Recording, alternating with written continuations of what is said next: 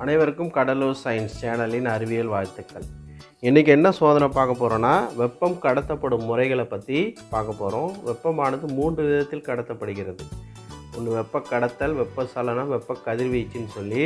இப்போ அந்த வெப்ப கடத்தல் எப்படி நடக்குதுன்னு பார்க்குறதுக்கு என்ன பண்ணியிருக்கேன்னா, ஒரு ஸ்க்ரூ டிரைவரில் 4 குண்டூசிகளை வரிசையாக அந்த மெழுகுவத்தியின் உதவியால் வச்சுருக்கிறேன். இப்போ என்ன பண்ண போகிறேன்னா, இந்த முனையை நான் மெழுகுவத்தியால் சூடு பண்ண போகிறேன். என்ன நடக்குதுன்னு, வெப்பம் எப்படி கடத்தப்படுகிறது என்பதனை பார்க்கலாம். அதுக்கு என்ன பண்ணால், இந்த மெழுகுவத்தியை ஃபஸ்ட்டு பற்ற வச்சுக்கணும்.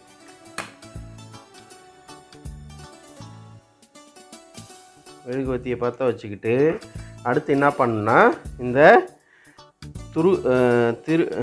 ஸ்க்ரூ டிரைவரை அதில் காமிக்கணும். என்ன நடக்குதுன்னு பார்ப்போம்.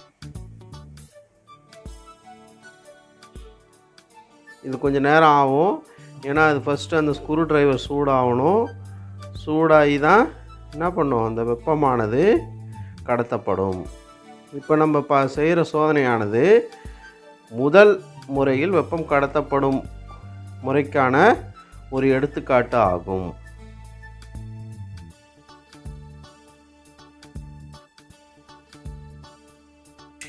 பாருங்கள், ஃபஸ்ட்டு ஒரு குண்டூசியானது கீழே ஊந்துடுச்சு.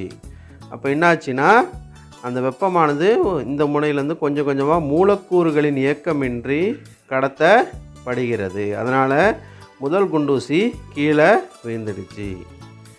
அப்படியே கொஞ்சம் நேரம் ஆச்சுன்னா, ஒவ்வொரு குண்டூசியும் என்ன பண்ணுன்னா, அப்படியே அந்த மெழுகோட ஒட்டி இருக்கிறதுனால அந்த குண்டூசி கீழே உருகி அந்த குண்டூசி எல்லாமே என்ன பண்ணுன்னா கீழே விழுந்துடும்.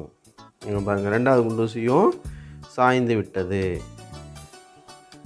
சரிங்களா? ஊந்துச்சு 2வது குண்டூசியும். அப்போ மூலக்கூறுகளின் இயக்கம் இல்லாமல் வெப்பமானது கடத்தப்படும் முறைக்கு வெப்ப கடத்தல் என்று பெயர். இதை நீங்கள் வீட்டில் எளிமையாக செஞ்சு பார்க்கலாம். ஒரு குண்டூசி எடுத்து அந்த ஸ்க்ரூ டிரைவர் மேலே வச்சு லைட்டாக மெழுகுவத்தியை காட்டினாலே என்ன ஆகும்னா, அந்த குண்டூசி அப்படியே ஒட்டிக்கும். அதை அப்படியே நீங்கள் காட்டினீங்கன்னா ஒவ்வொரு குண்டூசியாக அப்படியே வரிசலாக வெப்பம் கொஞ்சம் கொஞ்சமாக போகும். நீங்கள் இதை பாதுகாப்பாக செய்யணும். அந்த ஸ்க்ரூ டிரைவரோட முனையை தொட்டிங்கன்னா உங்கள் கையில் தீக்காயம் ஏற்பட வாய்ப்பு இருக்குது.